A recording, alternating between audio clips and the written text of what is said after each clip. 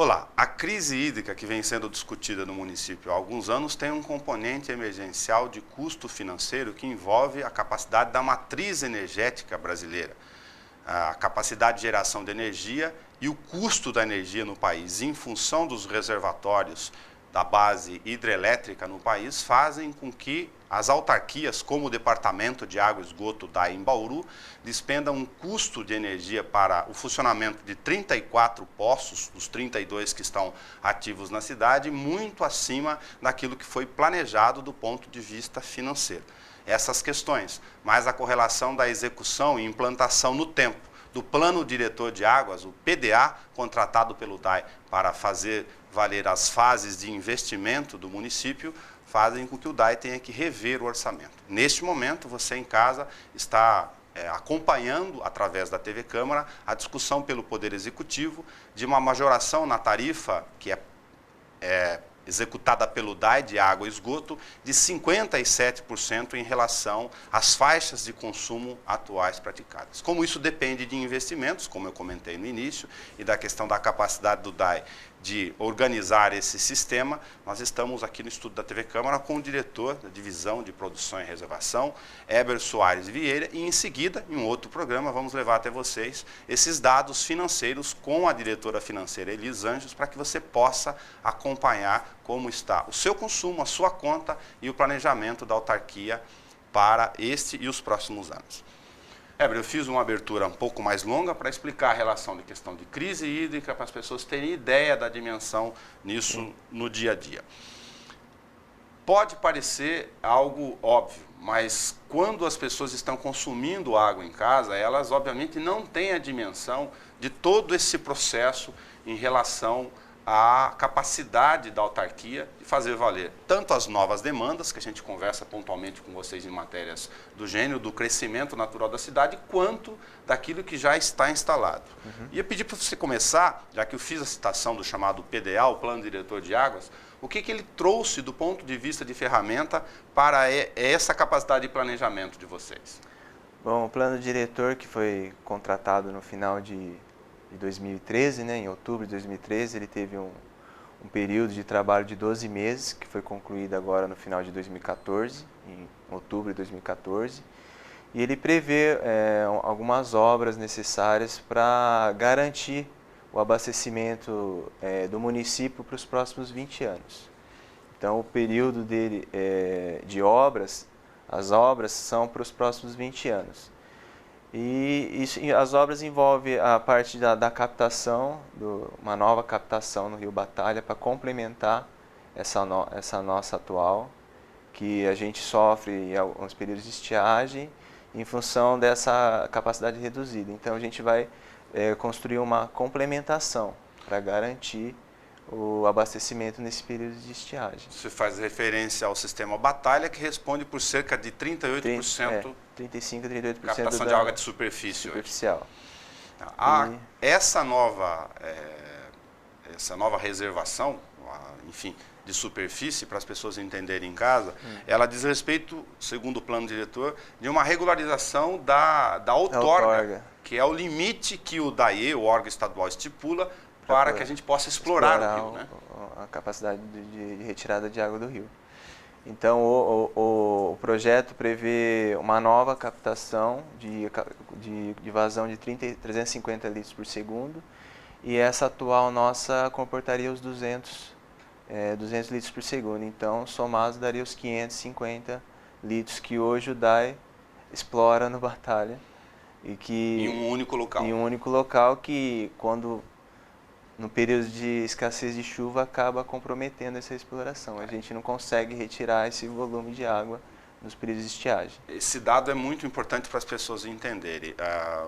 O Batalha, que já teve uma participação um pouco maior do ponto de vista de percentual de abastecimento na cidade, ele tem um nível de exploração, em razão já da demanda urbana de instalação na cidade, muito maior do que ele poderia ter naquele ponto. Que outorgado Isso faz com que esse investimento, que não é um investimento pequeno, ele venha para regularizar, quer dizer, não vai acrescentar demanda para aquilo que está sendo necessário. Não vai acrescentar, vai regularizar, vai garantir ao longo do ano essa vazão de projeto. Tá. No caso da ampliação desse sistema para regularizar a outorga da ETA, qual é o tempo previsto no plano diretor? Esta é uma obra também de curto prazo? A outorga vence em 2019, então teoricamente a gente teria que estar com essa captação executada até 2019. A gente tem já hoje o termo de referência para a contratação desse projeto, que inclui, são 20 km de adutora de 600 milímetros. Que precisam ser instaladas. Que precisa de projeto, tem a parte ambiental, que vai vir margeando o Rio Batalha. Essa nova captação está localizada lá na divisa de Avaí, no limite de município de Bauru, com Avaí. E o projeto está orçado em R$ 2.600.000. E a obra está estimada, eles fizeram uma estimativa de tudo que vai ser implantado, está estimada em 34 milhões. Eu precisaria de pelo menos 36 milhões para resolver a questão da outorga da ETA hoje. E tem a questão da ITA também, que a gente tem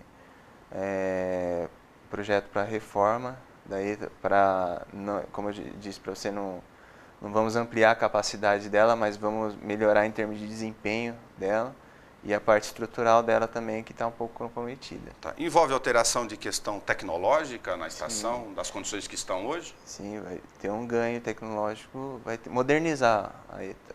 Hoje ela é operada tudo com as comportas são tudo pneumáticas, vai passar tudo para elétrica, né? Tá. Eu li o plano diretor em relação a essa questão específica da ETA. Isso é uma coisa que fica distante para as pessoas em casa, por isso esmiuçar um pouco mais.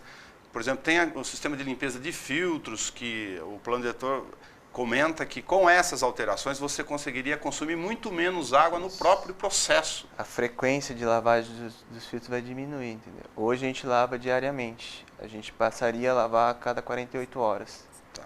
Lava diariamente por causa do sistema atual, das condições atuais. É necessário com o sistema que temos hoje. Tá. Não é que o sistema é errado, a gente vai modernizar para que eu possa fazer as lavagens dos filtros com menos frequência. Entendi. Relacionado, agora, essa atualização da estação de tratamento de água, só para dimensionar para quem está em casa, a gente está falando de plano diretor e investimentos. Ela está prevista em qual etapa? Imediato também. Esta é imediata? Todas são, os projetos têm que ser imediatos, né? Tá. A setorização que vai ser ao longo dos 20 anos, porque é um investimento muito grande, mas os investimentos agora para projetos são imediatos. Inclusive a gente já está em fase de final de análise do edital com o jurídico, a reforma da ETA já, que é um projeto de R$ 1.600.000. Esse será lançado agora? Isso. Tá. Quando a gente fala para as pessoas em casa, eu vou falar da questão financeira em separado, com a diretoria financeira, mas dos 57% de reajuste na tabela de tarifa hoje que está sendo discutido, quanto está sendo discutido para investimento? Então, para esse ano, para projeto, 14 milhões está previsto, 10 milhões para projeto e tem mais uma parte que é para hidrometria, né? Para a parte de hidrômetros. O projeto de interligação também está aqui, pelo menos a contratação inicial dos projetos ou não? De interligação... De rede? Tá, sim, são 6 milhões. São 6 milhões de setorização, que inclui rede, reservatório, automação, elevatórias. São 2.600 da nova captação e 1.600 da ETA, da reforma da ETA. Tá. Reservatórios, quantos estão nessa discussão aqui? São 22 reservatórios. 22? Para você poder fazer a setorização. É essa dependência que eu queria tocar um pouco mais para as pessoas. A gente está aproveitando a sua experiência lá para conversar com o leigo. Hoje você tem os poços funcionando full time e o plano diretor de águas até comenta que isso, do ponto de vista da discussão de energia, que é o que a gente está fazendo agora, ele tem dois ingredientes. A vida útil, obviamente, dessas bombas, ela fica comprometida no tempo. É como pegar um motor e deixar ele rodando desgaste, né? Um desgaste muito maior o tempo todo. E do outro, você paga um custo de energia muito superior nos horários de pico. Correto. Na verdade, full time é alguns postos que trabalham hoje, não são todos. A gente, alguns postos que a gente perfurou, possibilitou o descanso de outros, entendeu? Mas vocês estão conseguindo fazer um revezamento. Só que a gente não tem controle, assim, que ele pare no horário de pico. Entendi. Entendi. A gente reduziu o período de trabalho dele, não trabalha mais 24 horas, estão trabalhando 20, 18, alguns 15, mas a gente, por causa dessa questão dos reservatórios, da posição dos reservatórios, a gente não consegue ainda controlar o horário de parada deles. Tá. A gente está falando de reservatórios de qual capacidade aqui, Eber? Varia de 2 milhões de litros até 500 mil litros. Isso para uma determinada região, eu sei que tem regiões grandes de cobertura e variações de população coberta em função de interligações, da demanda específica de cada região. Mas dá para ter uma ideia para as pessoas entenderem, porque ele faz o raciocínio da caixa d'água dele em casa. Esse é um horizonte que foge ao consumidor comum. Na verdade, esses 22 reservatórios é para o crescimento populacional ao longo dos 20 anos. Então, eles estão em etapas. Não é só para a situação atual. Não. São etapas, é para garantir o abastecimento para os próximos 20 anos. Tá. Então, no plano diretor tem um cronograma de implantação. Eu não vou saber te dizer agora, mas claro. Tem até a questão da implantação das redes. Não é se possível implantar, tanto é que é um investimento muito grande. Alguns, obviamente, devem ser mais prioritários e outros não na escala. Não, tecnicamente, vai ser feito da periferia para o centro, que é mais viável. Você não tem como isolar um sistema no meio do sistema, você pode comprometer as periferias. Então, você vai vir setorizando por lotes de lá para cá, da periferia para o centro. Tá. A condição de interligação ou de o que o pessoal do dia a dia do DAI fala de manobras, isso é um raciocínio para quem está em casa. O cidadão está num determinado bairro e falta água nele e ele sabe que tem um poço numa região próxima, ele fica esperando que se estourou um sistema aqui, que o outro socorra ele. Tenta explicar isso para as pessoas de onde isso é possível e onde isso não é possível na situação atual. Só é possível fazer a interligação, a setorização vai prever as interligações do sistema, mas também tem que ter água sobrando no outro sistema para poder desviar, para poder acudir o outro setor, né? Não é possível. Às vezes tem um sistema já que tem um poço próximo, que abastece uma região, mas a região que ela abastece já é estagnada, não tem como eu fazer essas manobras. Por isso essa interdependência que você comenta, entre reservatório, poço, capacidade, demanda. Isso tem também a ver com regularização de pressão, né? E você tem um setor menor, a setorização, você vai dividir a cidade em pequenos setores de abastecimento, isolados. O plano diretor faz bastante menção à questão da ausência ou da ineficiência do controle de pressão. De que forma isso tem incidência sobre estouros de rede ou chegar ou não a água na casa das pessoas? Está diretamente ligado a rompimentos. Em regiões que têm pressões muito altas, a possibilidade de um rompimento é maior, principalmente nas ligações de ramais, que são ligações mais frágeis.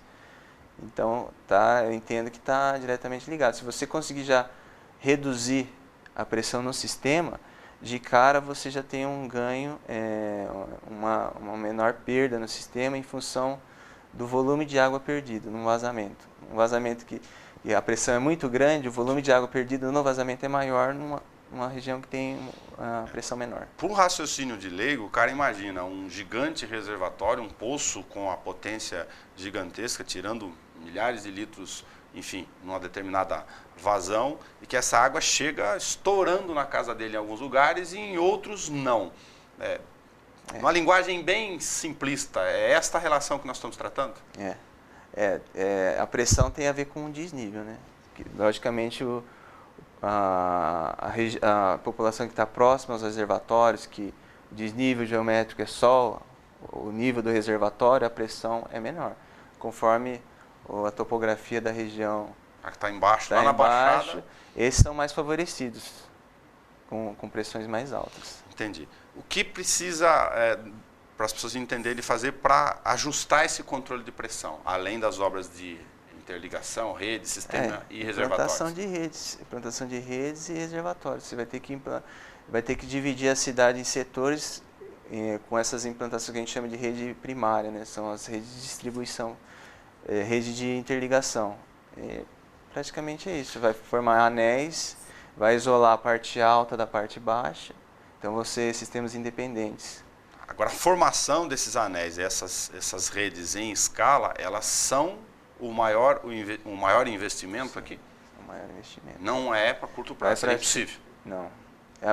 Algumas regiões vão ser beneficiadas, que à medida que você vai implantando, você vai controlando aquela região. Só que o município inteiro são 170 milhões de reais aos próximos 20 anos. Né? Corrige a questão dos postos. Eu citei 34 ou 32 em operação, 34. Mas eu não sei se o dado está correto. 34. Esses aqui incluem os recém-inaugurados e os que vocês estão com obras em andamento nesse momento? Não, os que estão em operação. Em operação. Tá.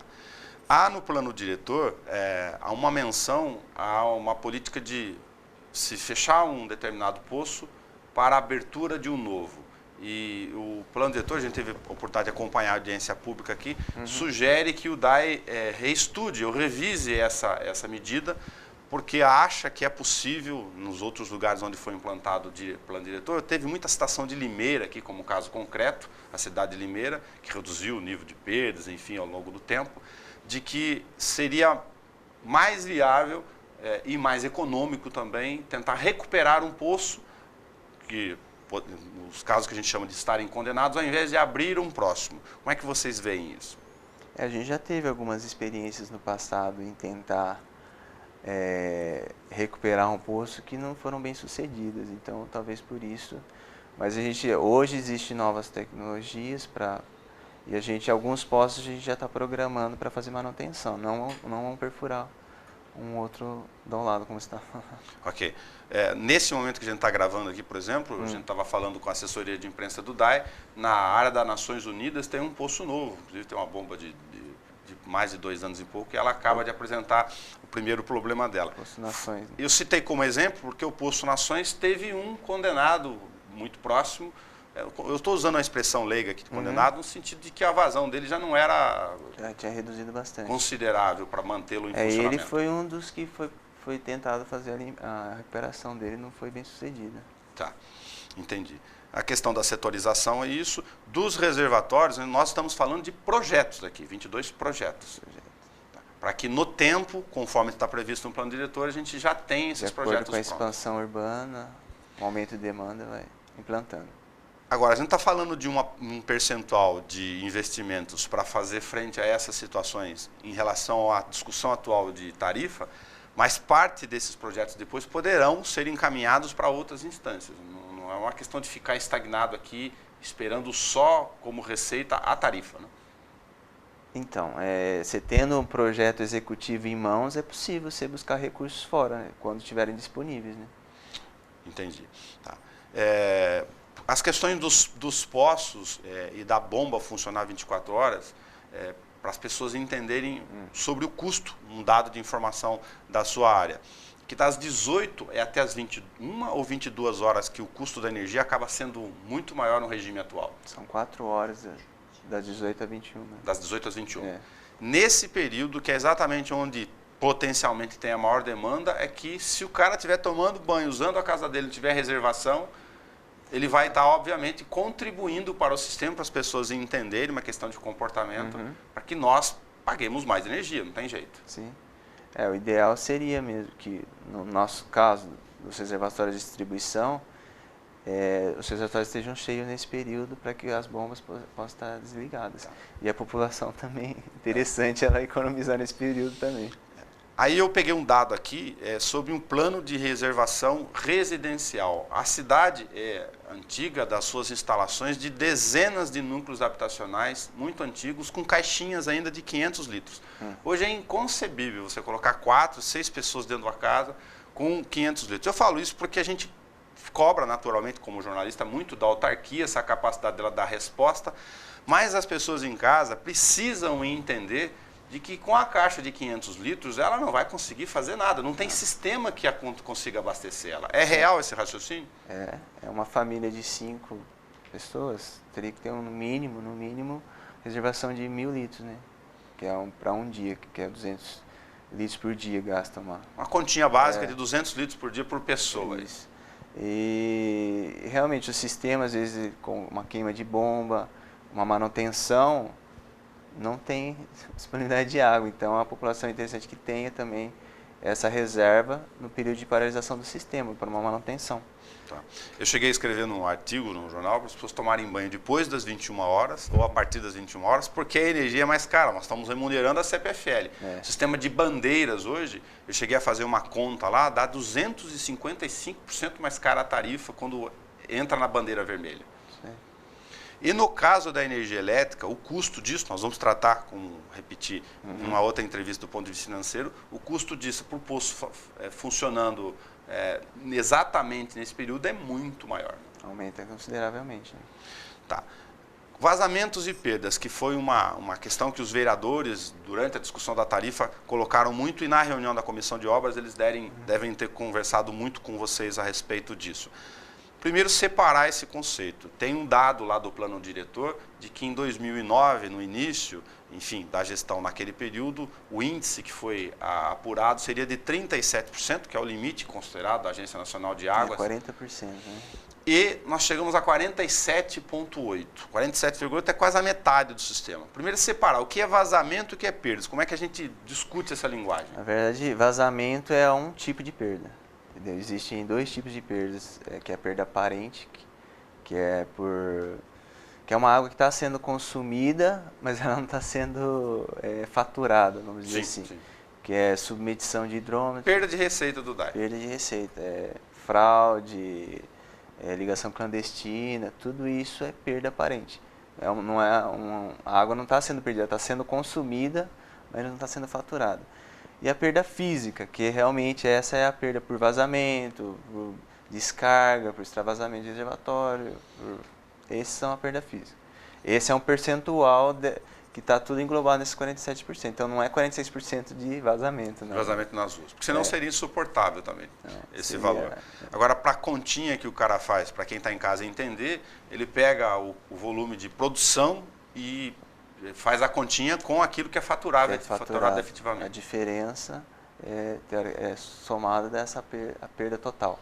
É possível realizar busca ativa de vazamentos para não esperar aflorar, como em algumas cidades? É possível. Fala-se muito do geofone. O geofone é famosíssimo agora na internet. É possível, mas eu entendo que para você iniciar um trabalho desse, você tem que ter indícios de vazamento. Então a gente não vai sair caçando vazamento para a cidade inteira, que seria um trabalho, eu acho que que não ia ter um retorno muito bom. Então, teoricamente, eu entendo que teria que ter a cidade setorizada, você ter um controle de um setor, você investigar aquele setor, não tem mais vazamento visível. Você tem que eliminar todas as possibilidades de perdas para você começar a fazer essa investigação, porque é um trabalho que tem que ser realizado à noite, que é o geofone, ele escuta o barulho do vazamento, então o cara tem que ter experiência. Tem alguns equipamentos que já identifica também, ele identifica esse barulho é vazamento. É possível de um vazamento.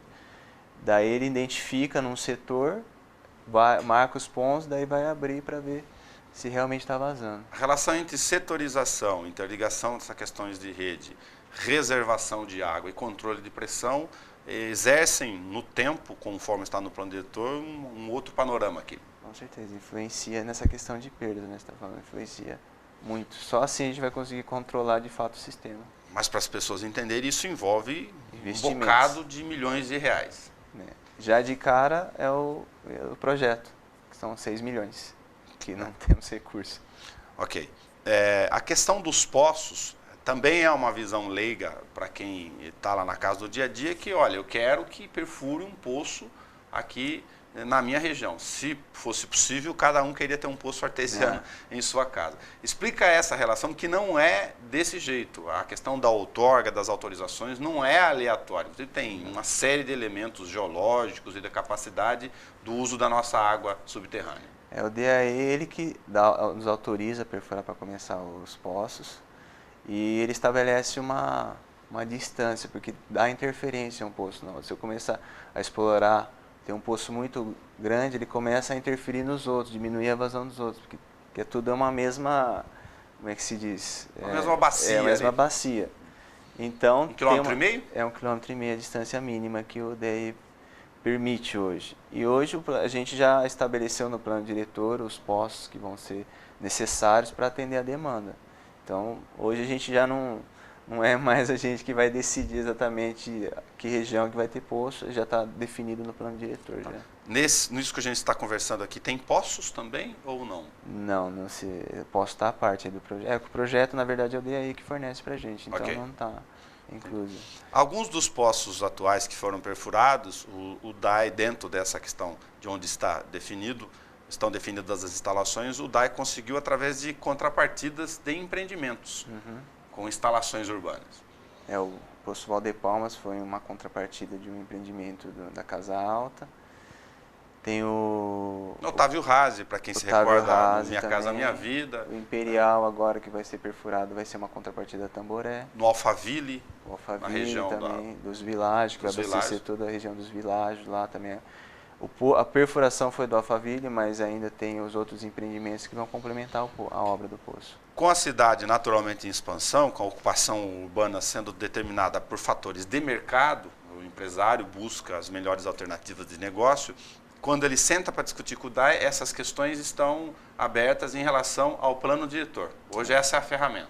A gente usa Na sua região, mas já foi previsto no plano diretor a expansão urbana da cidade inteira, entendeu? Então está previsto todas as obras necessárias. Então a gente tem que seguir o plano diretor. Pode ter, se tiver alguma alteração aí no crescimento populacional, o plano diretor pode sofrer revisões ao longo dos anos. Não é... da realidade de vocês hoje, qual é a região, quais seriam os bairros, para citar aqui de memória, como exemplificação, que tem maior deficiência no abastecimento de água? Ou isso é esparso dependendo da condição? Eu acho que a região mais vulnerável hoje é da ETA, que sofre com essa questão do período sazonal, Depende da do nível do rio. O resto, que é abastecido por poços, daí é mais a questão de rede mesmo, de estrutura de rede, não de capacidade de produção. De produção. Entendi. Na ETA, porque você depende do nível em relação ao rio, e nesse período de estiagem que a gente está gravando aqui, daqui até setembro... Se ele começar a descer o nível, vai comprometer o abastecimento. Entendi. Tá. Um dado que eu voltei aqui, que para mim é um dado novo, eu não sabia que os novos poços do DAI tinham gerado capacidade em um outro ponto, de vocês reduzirem esse ponto de funcionar 24 horas cada uma das bombas. Valdepalmas foi um exemplo disso. Lá tinha o poço do Bauru 16, que abastecia toda a região ali do Caique. Ele reduziu todos os postos, agora estão trabalhando 15 horas, eles trabalhavam 24. Então teve um ganho aí de economia de energia grande. Né? Entendi. Eu citei o caso de Limeira aqui, vocês chegaram a analisar no tempo o que Limeira tinha feito para conseguir reduzir o nível de perdas para 13%, que é um índice... A Limeira, eles têm um trabalho já há mais de 20 anos, lá, com grandes investimentos. Né? É uma cidade menor, é uma empresa, uma concessão lá, né? Acho que é a Odebrecht. Então eles hoje praticamente eles não têm quase manutenção no sistema deles de vazamentos, coisas que tudo o sistema dele é setorizado, tem telemetria, mas já fazem uns 20 anos que eles trabalham com isso. Eles estão fazendo isso. E investindo... Desculpa, qual a função da telemetria nisso que nós estamos conversando? É operar o sistema remotamente. Você tem todo o controle do sistema de vazão, de nível de reservatório, se a bomba está funcionando, tudo remotamente numa sala, com telas e monitores. Nessa discussão, quando está faltando água, surge uma série de mitos. Eu vou colocar um para você aqui, que a gente ouve com muita frequência ou recebe hoje por e-mail, enfim, por um monte de questões. Por exemplo, estoura uma adutora, de que logo após o funcionamento, a liberação dela, o DAI trabalha de forma emergencial para poder fazer com que aquele sistema volte a funcionar, obviamente, de que o sistema é muito manual. Aí vai um cara lá e abre um determinado registro, que é em dimensão maior, não é o pequenininho que você tem na sua casa, e isso causaria um dano gigantesco, porque aquela água vem de uma vez só numa velocidade. O que é real disso e o que é conversa fiada? Não, existe a maneira correta de se fazer essas manobras. Elas vão continuar sendo feitas manualmente, mesmo com setorizado o sistema. O registro não pode ser aberto bruscamente, chama de dar golpe na rede, é perigoso ela romper, mas ela é feita de maneira correta. Abrir o registro devagar e que não cause impacto na rede. Mas isso é normal, é procedimento normal. Uma outra questão que é mais para a divisão técnica, mas enfim, para te colocar em apuros aqui, tem um ponto da Comendador Marta da Baixada ali, que arrebenta com muita frequência, ele virou até freguês das fotos dos jornais. É sempre mais ou menos naquela região, perto dos trilhos. Tem alguma razão para isso? Da concentração de estouros naquela mesma área? Ali é uma área que tem uma pressão muito grande na rede ali, né? Porque a gente tem uns 70 metros de desnível então, e ali é uma rede meio antiga, de fibra, né? Então, as pessoas entenderem, desce lá da ETRA em relação ao Comendador Marta e bate lá embaixo. Ali é o ponto mais baixo. Tem uma pressão muito grande ali no sistema mesmo. E tem algumas sangrias que vai abastecer os tivos, então ali também é um ponto fragilizado. Né? As sangrias não são contraproducentes nessa relação? Elas não retiram, dissipam energia lateral? Porque a água vai por gravidade, pressão, oxigênio e água no tubo, né, que desce. E as sangrias não prejudicam esse sistema? Não, é considerado, faz parte da distribuição. Você fala despressuriza a rede? Não despressuriza, não afeta no abastecimento. Okay. Ainda mais que é por gravidade. Se fosse um sistema pressurizado por bomba, daí atrapalharia um pouco, né? Porque a bomba ela trabalha com um único desnível. Você ter várias ramificações, você está trabalhando com vários desníveis. Então, como é por gravidade, não tem problema. Ok. Bom, embora o nosso papel aqui seja de, lógico, acompanhar e discutir as questões relacionadas aos serviços públicos no dia a dia, porque também somos uma emissora pública, eu ia deixar você à vontade, porque você participou da reunião da comissão em relação aos vereadores e pode, eventualmente, ter vindo de lá outras questões que a gente possa não ter conversado aqui nessa argumentação sobre a capacidade do DAE de fazer cumprir o seu plano de investimentos que está previsto no plano diretor de águas e de conseguir fechar o orçamento por causa dos custos que a gente vai discutir em separado. Não, essa reunião só foi para esclarecer exatamente as obras que o DAE precisa executar e da necessidade do aumento da tarifa. Não tem a comissão só nos questionou quais são essas obras, pergunta como que iam ser essas obras e só, foi uma reunião mais de esclarecimento só. Entendi. Ok. Heber, muito obrigado por sua contribuição aqui conosco, como diretor da divisão de reservação e produção, que é, junto com o pessoal que mexe com a área técnica lá, os mais lembrados pelos jornalistas, sempre quando estoura a rede, ou o morador liga naturalmente para os veículos de comunicação. Não, eu que agradeço a oportunidade de esclarecer. Muito obrigado. E na próxima entrevista, a gente vai trazer para vocês aqui na TV Câmara a diretora financeira Elis Anjos para comentar sobre a planilha financeira, para a gente saber exatamente como é relacionada essa despesa em relação a investimentos e dos custos, sobretudo, de energia que estão sendo discutidos pelo Poder Executivo neste momento.